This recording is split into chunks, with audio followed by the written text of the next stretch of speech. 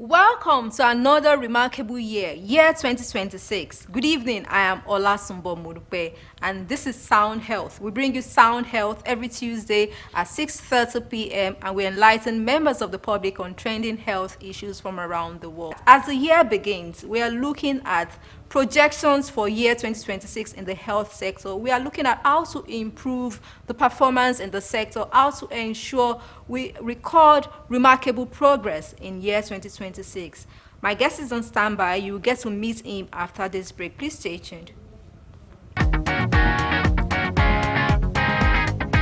Since the inception of this administration, our work has been firmly anchored on our Teams Plus agenda, which has been a framework that continues to guide the transformation of Lagos into a safer, smarter, greener, and more inclusive megacity. Year after year, our budget has been structured to move from stability to reform, from reform to expansion, and now from expansion to shared and enduring prosperity. On our sectoral allocation, health will have 338 billion 449 million 258,900. To this end, 2026 we will expand access to quality education, we will strengthen healthcare delivery. The program is still Sound Health on Lagos Television. Joining us via Zoom this evening to look at the projections for the health sector in year 2026 is Barrister Ayo Adebusoye. He is the chairman, Public Health Sustainable Advocacy Initiative, and he is going to tell us how to consolidate on the gains from year 2025 as we start the year 2026. Good evening, Barrister Adebusoye, and thanks for joining us. Good evening everyone. Good evening, dear viewers. Let's start with the Lagos State government. The Lagos State government has an amount of 338.45 billion naira as its budget for the year 2026 out of the 4.2 trillion naira budget of shared prosperity. Do you really think this amount will be adequate looking at implementations, policy reforms and all that in year 2025? Yeah. So, well, when we look at the Abuja Declaration, which is our benchmark for looking at adequacy, where we all agreed a 15% health spend for every budget, especially at the national level. This was the declaration in the year 2000, to remind viewers, where all countries in Africa agreed that they would spend a minimum of 15% of their total budget on health. And it was signed by all in Abuja. So we have that scenario where this declaration is signed in Abuja, but Nigeria has consistently not met even 10%. Most at the federal level is like 4%, 4 to 5%. So I think the real thing is that, again, how willing are we? Even in Lagos State, we see that we rose from 6%, about 6.7% to about 8%. That 339 billion translates to about 8% of the total budget. And even that, when you add in inflation, it's really coming to about 200 and something billion. So thank God they increase, but definitely there's a huge gap. Now, one of the things that we need to address is the fact that since 2015 we have a law, the Lagos State Health Management Agency law, LASHMA law, which stipulates that 1% of the consolidated revenue fund should go to the health fund, the equity fund, which is to provide cover premiums for the most vulnerable in Lagos State. 1% is the law, which is in Lagos State. But since then, and since LASHMA actually became operational in about 2019-ish, around 2019, we haven't reached that benchmark. And this is the law. So to comply with the law, it means that if we're looking at, I think Lagos State revenue now is 4 trillion, or the budget is 4 trillion, and let's say the consolidated revenue fund is about 2 trillion or something trillion, then what we should be looking at least for the health fund, again, should be about 1% of that. So they can do the maths. We have never had anything close to that. So that should be about 20 billion or thereabouts if we want to do the maths well for that, for the equity fund. So those are benchmarks by which we can see how adequate are we meeting these are obligations for health. We're not. And I think it's about time we understand that, as I keep on mentioned, the health government policymakers should not look at health as an expenditure, but as an investment. Any country, and the World Bank recognizes this, that the Asian tigers, Singapore, Malaysia, whatever, they didn't develop, economic development came after there was a real huge investment and focus in health and education. Those are two things that must happen before anybody wants to be. You can't be economically viable if your health systems are poor, if your educational system is poor. So we need to really, again, drive that, remind our policymakers in 2026 that for us to be able to say we have adequate health spend, we have focus on health, the equity fund, that 1% of our consolidated revenue fund, which is mandated by law, should be complied with. Then we are getting somewhere. Because once you do that, you've already plugged that huge gap in health spend. 70% of health spend in Nigeria is out-of-pocket expense, which makes it prohibitive for most people to even access most hospitals. Because when you go, you know that you have to spend money. At the time sickness comes, sickness does not ask, do you have money to spend on me? It comes. And that's why that is the least efficient way of health spending, when majority of health spend is from out of pocket. So the health insurance is one thing that can plug in that gap and ensure that we have equity with regards to our health sector, our health accessibility. And this is one quick indicator that the Lagos State government can see that, where am I? The equity fund, which is by law, something we agreed to do. 1% of the consolidated revenue fund should go to the equity fund, the health fund, to cover the most vulnerable in Lagos State. And that's our 15% health spend out of the total state sector spend. How well am I doing? That is the way anyone can see where we're going. And it's from there we can begin to say, oh yes, we're actually getting to where we want to be with regards to adequacy. Now, that 1% equity fund, of course, it's will be part of the 15% if you do it. And some states have done it. In Kaduna State, a few states, they have 50% budget allocation, though, not performance. Budget performance is another thing. That actually, even though they intended to do this, how much did they actually spend? So I think it's something Lagos State needs to prioritize in 2026, ensure that the 1% equity fund is given. At the federal level, they also have a similar one. They call it the Vulnerable Groups Fund now. Also, in the National Health Insurance Authority Act, the Vulnerable Groups Fund, which is similar to the equity fund, which is for the most vulnerable. And if these two things can be put in place, we shall see a massive increase in accessibility to health sector in Nigeria and Lagos.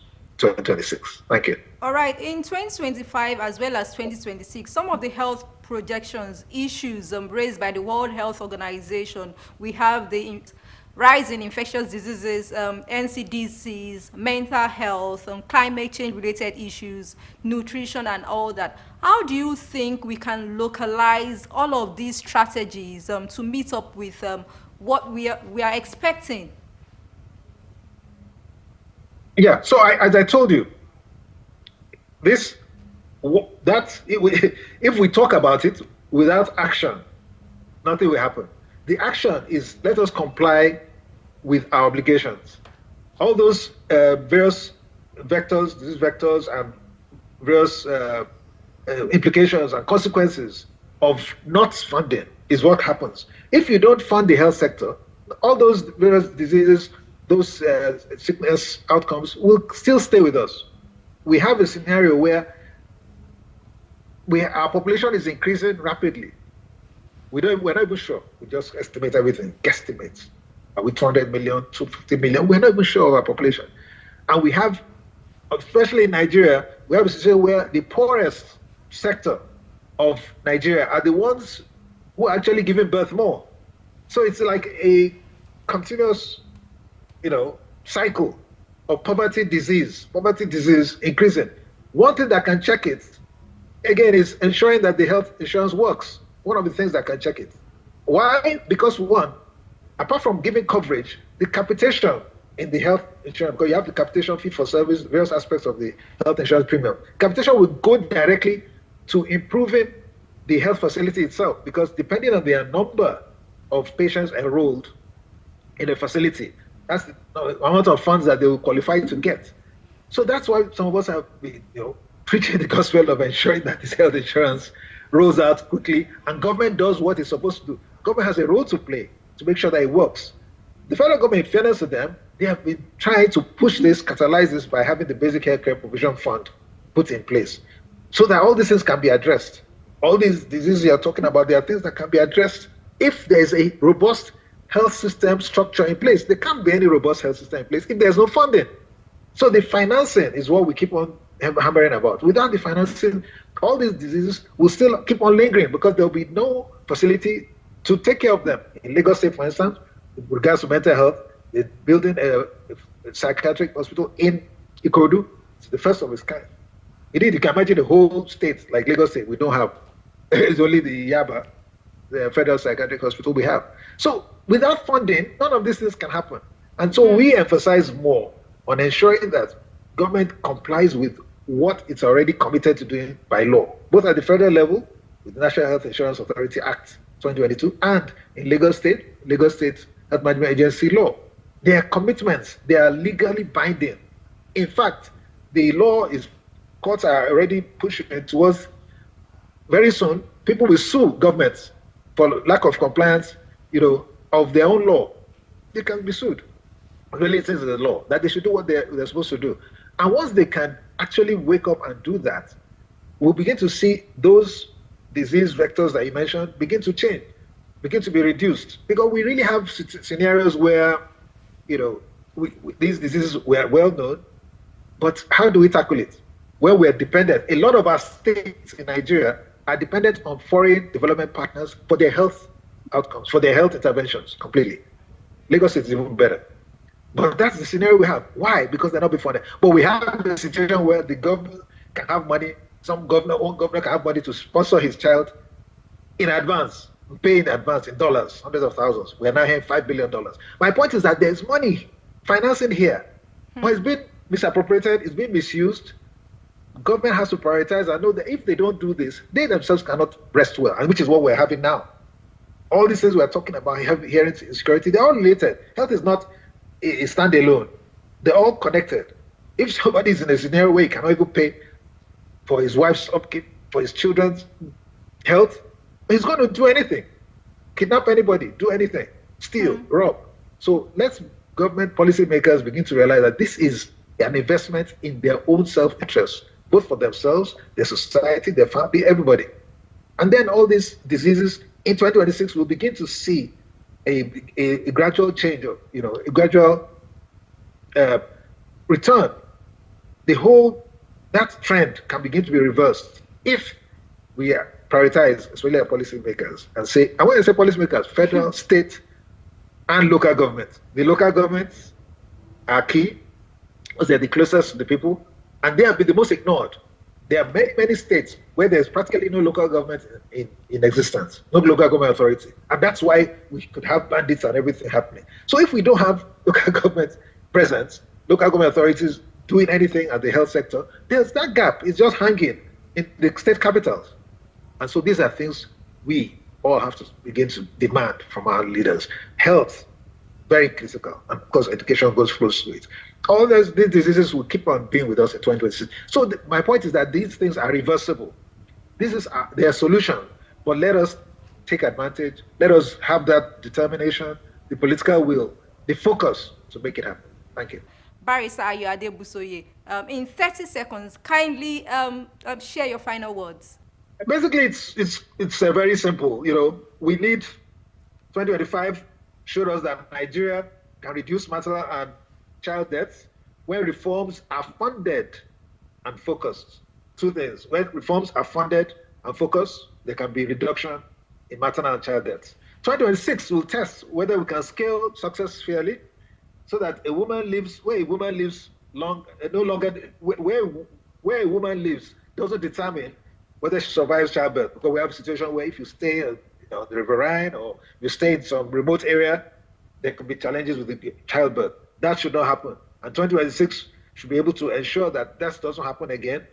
Will that happen? We make sure we fund it. There has to be more money for better outcomes and proof of what works, data. Whatever works, we should get the data of that and replicate. The real test for 2026, do we have the political will to scale? That is the test. Thank you very much. Healthcare needs to be prioritized with funding, adequate funding, investment, as well as total expenditure, not just from the basic healthcare, but from state key partners as well as the federal government. Barrister Ayo Adebusoye, thank you so much for your time on the projections for the health sector in 2026. I'm also looking forward to minimal industrial actions by the healthcare workers. I hope that the federal government as well as the state government are looking at new strategies to minimize this. Thank you so much for your time. Thank you very much. Bless you. Good evening. Good evening. Sound Health continues with trending health report from around the world. Please stay tuned.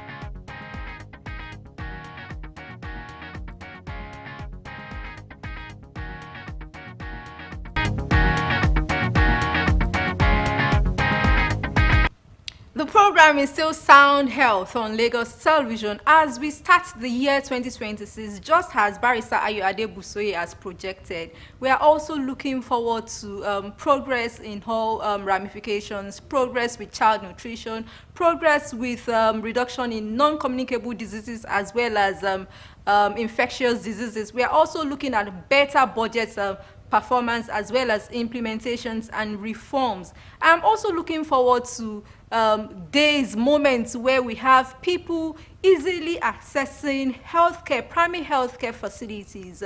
This is where we say thank you on today's episode of Sound Health. For comments and inquiries or you have topics you'd like us to treat, please send SMS to 0035826603 or follow us on social media at Lagos Television, #Sound Health.